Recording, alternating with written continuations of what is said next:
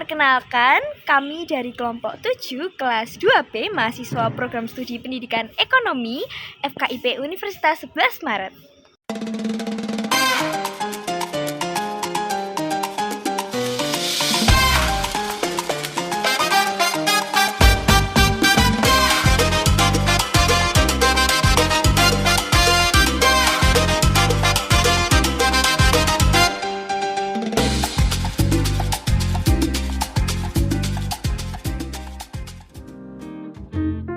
Video ini merupakan video pembelajaran yang hadir dengan satu tujuan utama, yaitu sebagai wadah untuk saling berbagi informasi seputar dunia perpajakan.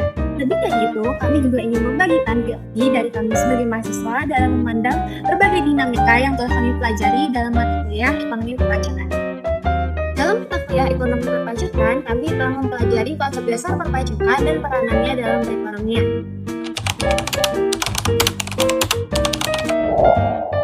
Menurut Profesor Dr. Rahmat Sumitro SH, pengertian pajak adalah bentuk iuran rakyat kepada kas negara berdasarkan undang-undang yang dapat dipaksakan dengan tidak mendapat jasa timbal atau kontraprestasi yang langsung dapat ditunjukkan dan digunakan untuk membayar pengeluaran umum. Di Indonesia, pajak diklasifikasikan menjadi pajak pusat dan pajak daerah. Yang pertama adalah pajak pusat. Pajak pusat adalah jenis pajak yang dikelola langsung oleh Direktorat Jenderal Pajak di bawah Kementerian Keuangan Republik Indonesia. Sifatnya nasional karena hasil pungutan pajak tersebut digunakan untuk mendanai berbagai kebutuhan negara dalam APBN. Nah, pajak pusat berkontribusi untuk yang pertama belanja pemerintah pusat, seperti belanja pegawai, belanja barang, belanja modal, subsidi, dan belanja sosial. Yang kedua, transfer ke daerah dan dana desa, seperti dana alokasi umum, dana alokasi khusus, dan dana desa. Yang ketiga, pembayaran utang, seperti pembayaran pokok utang negara. Yang kedua, pembayaran bunga utang negara. Pajak daerah sendiri dibagi menjadi dua, yaitu pajak provinsi dan pajak kabupaten kota. Nah, pajak provinsi sendiri adalah pajak yang dipungut oleh pemerintah provinsi melalui Badan Pendapatan Daerah yang berguna untuk mendanai rumah tangga provinsi. Kontribusi pajak provinsi yang pertama, belanja pemerintah provinsi, belanja pegawai provinsi, kemudian subsidi, belanja modal, dan transfer ke kabupaten atau kota, dan lain-lain. Kemudian ada pajak kabupaten atau kota. Pajak kabupaten atau kota sendiri adalah pajak yang dikelola oleh pemerintah kabupaten atau kota, di mana pemerintah kabupaten kota melalui Bapenda dan BPKAD atau ada nama-nama lain tersendiri di setiap daerah yang fungsinya sama, yaitu membiayai fasilitas dan pembangunan untuk kota-kota. Nah, kontribusi pajak kabupaten kota untuk membiayai pengeluaran pemerintah kabupaten kota, seperti pegawai kabupaten kota, kemudian subsidi dan hibah, belanja tak terduga saat bencana alam, atau belanja modal.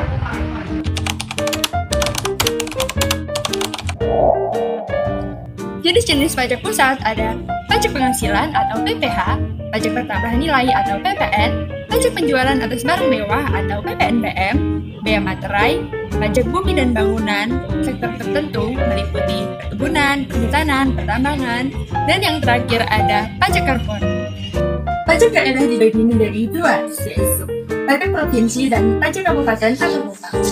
Jenis-jenis pajak provinsi yaitu pajak kendaraan bermotor, PKB, bea balik penambah kendaraan bermotor, BPNKB, pajak air permukaan, pajak bahan bakar kendaraan bermotor atau PBBKB, pajak pengambilan dan pemanfaatan air bawah tanah, dan yang terakhir ada pajak rumah.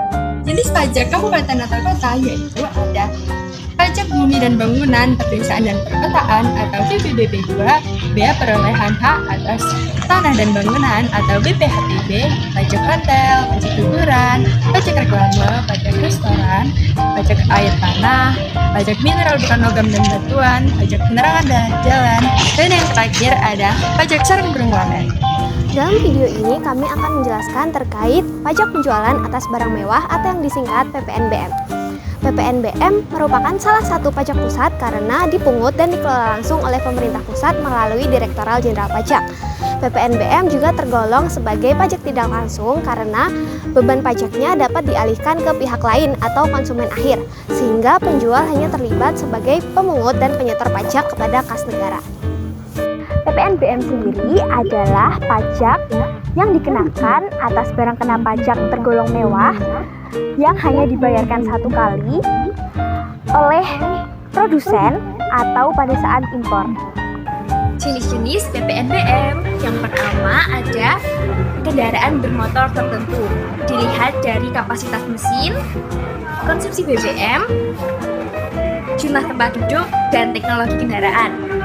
Kemudian ada hunian mewah, yaitu apartemen mewah, rumah mewah, dan kondominium.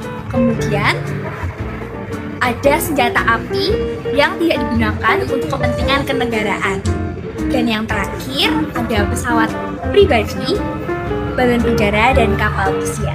Barang kena pajak tergolong mewah. Yang pertama tentunya bukan barang bahan pokok. Yang kedua, barang yang dikonsumsi oleh masyarakat kalangan tertentu. Yang ketiga, barang yang dikonsumsi oleh masyarakat berpenghasilan tinggi. Dan yang keempat adalah barang yang dikonsumsi untuk menunjukkan status tertentu. Nah, tarif PPNBM ditetapkan paling rendah 10% dan paling tinggi 20%. Perbedaan tarif PPNBM berdasarkan pada pengelompokan barang yang tergolong mewah dan dikenai PPN. Pengelompokan barang-barang yang dikenai PPNBM terutama didasarkan pada tingkat kemampuan masyarakat yang menggunakan barang tersebut. Selain itu juga didasarkan pada nilai guna barang yang digunakan masyarakat pada umumnya. Nah, kondisi yang PPNBM di Indonesia saat ini dapat dilihat pada kendaraan luar seperti Green, Benz, atau apa yang masih digunakan PPNBM. Nah, pajak ini digunakan karena kendaraan tersebut memiliki spesifikasi dan harga yang tinggi, sehingga tergolong baru.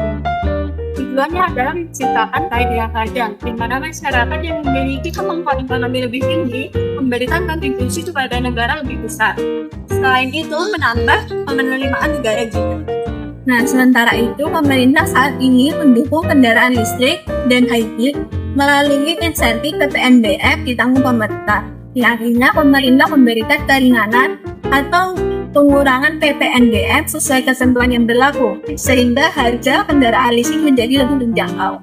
Kebijakan ini bertujuan untuk mengurangi emisi, mengurangi ketergantungan kepada bahan bakar fosil, dan mendorong penggunaan kendaraan ramah lingkungan.